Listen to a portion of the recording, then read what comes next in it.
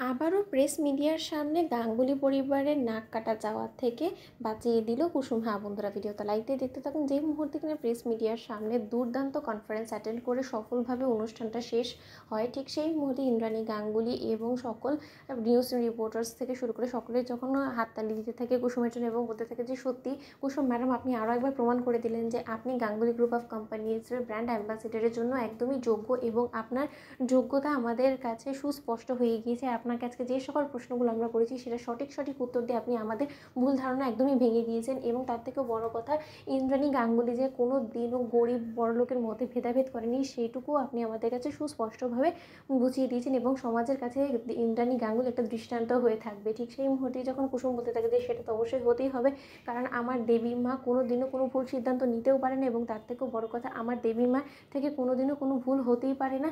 আর আমার বিজয়ী হওয়ার চয়েসটা কিন্তু দেবী মায়ের ছিল না, বরঞ্চ সারা দেশ থেকে সকলে মিলে আমাকে ভোট করে তাদের অঢেল ভালোবাসা দিয়ে আমাকে জিতিয়েছে। তাহলে এর জন্য কেউ যদি আমার দেবী মাকে দোষারোপ করার চেষ্টা করে বা এরা যদি মনে করে থাকে যে না, দেবী মা রীতিমতো সকলের কাছে নিজের ইমেজ ভালো করার জন্য এই সকল চক্রান্তটা করেছে, তাহলে আমি কোনোভাবেই সেটা মেনে নেব না। আমি অবশ্যই আওয়াজ তুলব এবং আমার দেবী মায়ের বিরুদ্ধে যারাই এরকম ভুলভাল তথ্য ছড়ানোর চেষ্টা করবে তাদের বিরুদ্ধে আমি তীব্র প্রতিবাদ করব। ঠিক সেই মুহূর্তেই যখন অবশেষে সেই প্রেস মিডিয়া কনফারেন্সটা যখন শেষ হয়, সেই সময় দেবলীনা বলতে থাকে যে আন্টি, আমাদের একের পর এক প্ল্যান কী করে ভেস্তে চলে যাচ্ছে বলো তো। এই মেয়েটা কী করে সুস্থ হয়ে গেলো এত তাড়াতাড়ি? তুমি কি মেডিসিন মিলিয়েছিলে যে যেটা কিনা এত তাড়াতাড়ি নেশা কেটে যায়? এটার রেস যদি আজকে না শেষ হতো তাহলে আমাদের প্ল্যানটা সফলভাবে এক্সিকিউট হতো এবং আজকে সকলের সামনে এই ইন্দ্রাণী গাঙ্গুলি, আয়ুষ, ঈশান এবং এই কুসুমের নাক কাটা যেত। সেটাই তো আমাদের মূলত উদ্দেশ্য ছিল। অথচ তুমি এই ছোটো একটা কাজও করতে পারলে না। তুমি আমাকে না বলতে যে আমি নাকি কোনো কাজই করতে পারি না, আমি একটা অপদার্থ। এখন তোমার দ্বারা কী হলো, কী করতে পারলে তুমি বলো তো? ঠিক সেই মুহূর্তে এখানে ছোটো কাকিমণি বলতে থাকে যে সেটাই তো বুঝতে পারছি না,